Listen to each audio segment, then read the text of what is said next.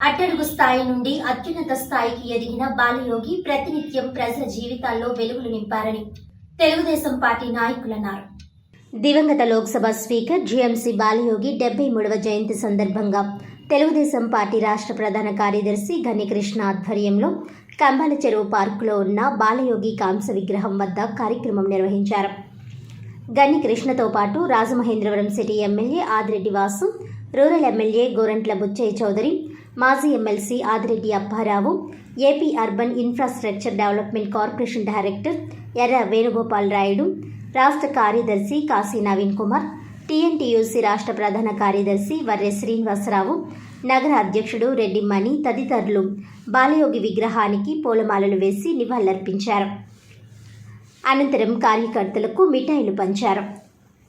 ఈ సందర్భంగా వారు మాట్లాడుతూ, రాజకీయాల్లో ఎన్నాళ్ళు ఉన్నామన్నది ముఖ్యం కాదని, ఉన్న సమయంలో ప్రజలకు ఏ మేరకు మేలు చేశామనేదే ముఖ్యమని అన్నారు.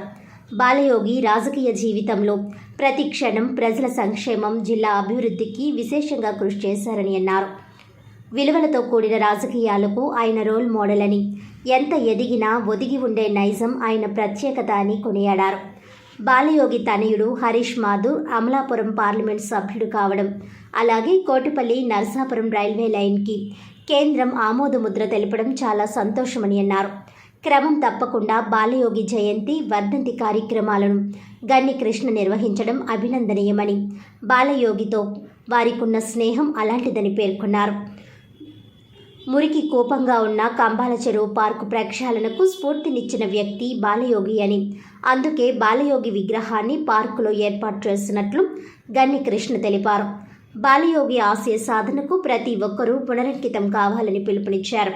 ఈ కార్యక్రమంలో పద్మశాలి కార్పొరేషన్ డైరెక్టర్ తంగెళ్ల బాబీ, మాజీ కార్పొరేటర్లు గొర్రెల రమణి, కూరాకుల తులసి, తలారి ఉమాదేవి, కప్పల వెలుగు కుమారి, కోసూరు చండీప్రియ, రాచపల్లి ప్రసాద్, ఇన్నమూరి రాంబాబు, చాన్ బాషా, పాలవలస వీరభద్రం, కడలి రామకృష్ణ, కోరుమెల్లి విజయశేఖర్, తెలుగుదేశం పార్టీ నాయకులు నిమ్మలపూడి గోవింద్, ఉప్పులూరి జానకిరామయ్య, మరుకుర్తి రవి యాదవ్, ఎం బ్రహ్మయ్య, మల్ల వెంకట్రాజు, బుడ్డిగ గోపాలకృష్ణ, కంటిపూడి శ్రీనివాస్, షేక్ సుభాన్, పెనుగొండ రామకృష్ణ, చవ్వాకుల రంగనాథ్, రామినేని మస్తాన్ చౌదరి, సంసాని ప్రసాద్, తలారి భగవాన్, బెజవాడ వెంకటస్వామి, జక్కంపూడి అర్జున్, నల్లం ఆనంద్, చించినడ తాతాసి, కాకర్ల సుజన, వారాది హనుమంతరావు, కేవి శ్రీనివాస్, జామి సత్యనారాయణ, సింహాద్రి కోటిలింగేశ్వరరావు, రాయి అప్పన్న, ఏవివి సత్యనారాయణ, రొక్కం సత్యనారాయణ, ఆడారి లక్ష్మీనారాయణ, దానిపర్తి వేమన, పిన్నింటి రవిశంకర్, తేతరి రాము, విశ్వనాథరాజు, సూరంపూడి శ్రీహరి, కంచిపటి గోవింద్, అజ్జురపు రమేష్, వింజమూరు సత్యనారాయణ, సింహాద్రి సతీష్, మెహబూబ్ ఖాన్, వానపల్లి సాయిబాబా, సింహాద్రి లోకేష్, పైల రాంబాబు, అడ్డగర్ల ఆనంద్, ముత్యా సత్యబాబు, సయ్యద్ అప్సరీ, సయ్యద్ ఫయాజ్, ఈతలపాటి కృష్ణ, లీగల్ సెల్ నాయకులు రాచపల్లి ప్రసాద్, సింగ్ సురేంద్ర, యార్లగడ్డ అశోక్, సాయిబాబా, ధర్మరాజు, పాలవలస బ్రహ్మాజీ తదితరులు పాల్గొన్నారు.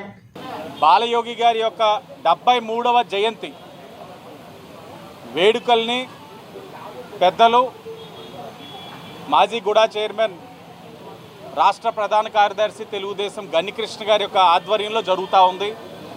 తెలుగుదేశం పార్టీ, బాలయోగి గారి అభిమానులు అందరూ కూడా విచ్చేసి ఆయనకి ఘన నివాళులు అర్పించడం జరిగింది.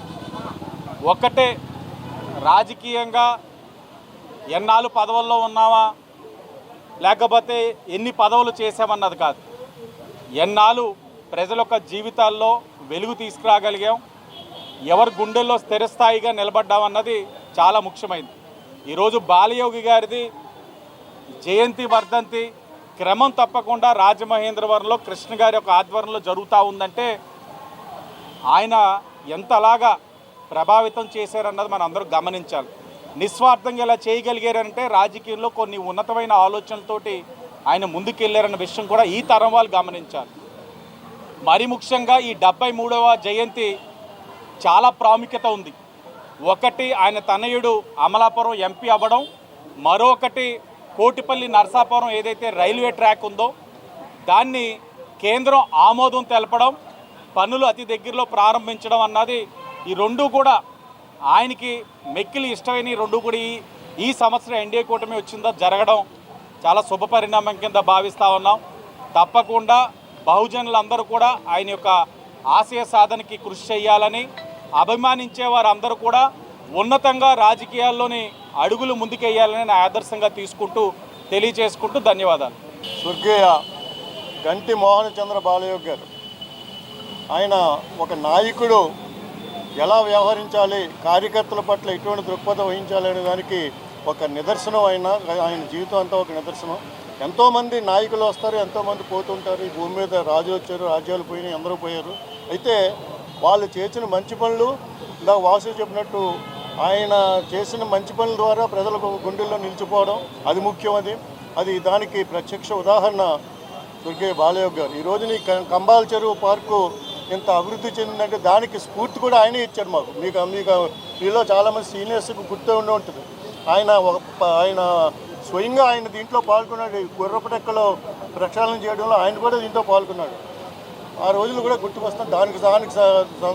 దానికి నిదర్శనంగానే ఈ రోజున ఇక్కడ ఆయనకి ఈ బాలయోగి గారి నిలువెత్తు విగ్రహాన్ని ఇక్కడ స్థాపించడం, ఆయనకి పుట్టినరోజు కార్యక్రమం కానీ, అదేవిధంగా వర్ధంతి కార్యక్రమం కానీ అభిమానులతోటి, తెలుగుదేశం పార్టీ కార్యకర్తలతోటి ఘనంగా చేయడం అనేది ఒక అలవాటుగా మారింది. ఆయన మూలంగా ఎంతోమంది రాజకీయంగా కానీ, లేకపోతే వ్యక్తిగతంగా కానీ, వ్యాపారీత్యా కానీ, ఆర్థిక పరంగా కానీ ఎన్నో కార్యక్రమాలు పొందొచ్చు, ఎంతో అభివృద్ధి చెంది ఉండొచ్చు. అయితే వాళ్ళు ఆయన గుర్తించుకున్నారా లేదా నాకు తెలియదు, కానీ నాకు మాత్రం ఆయన పంచి ఇచ్చింది ఏంటంటే స్నేహం పంచి ఇచ్చాడు. ఆయన ప్రజలతో ఎలా మెలగాలో నాకు చాటి చెప్పాడు. ఆయన అటువంటి గొప్ప వ్యక్తిని నేను కనీసం సంవత్సరానికి 2 సార్లైనా తలుచుకోవడం, ఆయనకి నివాళులర్పించుకోవడం నా కర్తవ్యంగా. ఎందుకంటే నాకు చాలా ఆయన పోవడం అనేది, బాలయోగి గారు పోవడం అనేది, అకాలంగా మరణం చెందడం అనేది చాలా పర్సనల్గా నాకు దురదృష్టకరమైన విషయం. అది చాలా సొంత బ్రదర్లాగా ట్రీట్ చేసేవాడు. ఎంత అలాగే మెలుగువాళ్ళం. ఆయన స్పీకర్ అయినా కానీ, లోక్సభ స్పీకర్ అయినా కొన్ని నిజాయితీ విలువలకు కట్టుబడి ఉన్న వ్యక్తి ఆయన. ఎందుకంటే ఆయన చేతిలో ఒక పని ఉన్న ఏంటది క్యాస్టింగ్ ఓటు ఉపయోగించుకునే పరిస్థితి ఉన్నా కానీ ఆయన క్యాస్టింగ్ ఓటు ఉపయోగించకుండా ఆయన నిజాయితీగా నిలబడ్డాడు. దాని మూలంగా గవర్నమెంట్ కూలిపోయి అప్పట్లో వాజ్పేయి గారు గవర్నమెంట్ పడిపోయే టైం వచ్చేది, పడిపోయింది అప్పుడు. స్వర్గీయ బాలయోగి గారు ఆంధ్ర రాష్ట్రం గర్వించదగ్గ మహానాయకుల్లో ఒకరు. కొందరు మృతజీవులు ఉంటారు, కొంతమంది జీవన్మృతులు ఉంటారు. ఈయన చనిపోయినా సరే ప్రజల హృదయాల్లో ఇప్పటికీ కూడా చిరస్థాయిగా చిరంజీవిగా నిలబడడం అనేది మరి బాలయోగి గారి ఈ దేశానికి, రాష్ట్రానికి చేసినటువంటి సేవల యొక్క ఫలితం. ఎటువంటి స్వార్థాపేక్ష లేకుండా కేవలం అభివృద్ధి ధ్యేయంగా జీవిత ఆఖరి గడియల వరకు కూడా పనిచేసిన బాలయోగి గారు నిజంగా మా అందరి హృదయాల్లో చిరస్మరణీయుడు.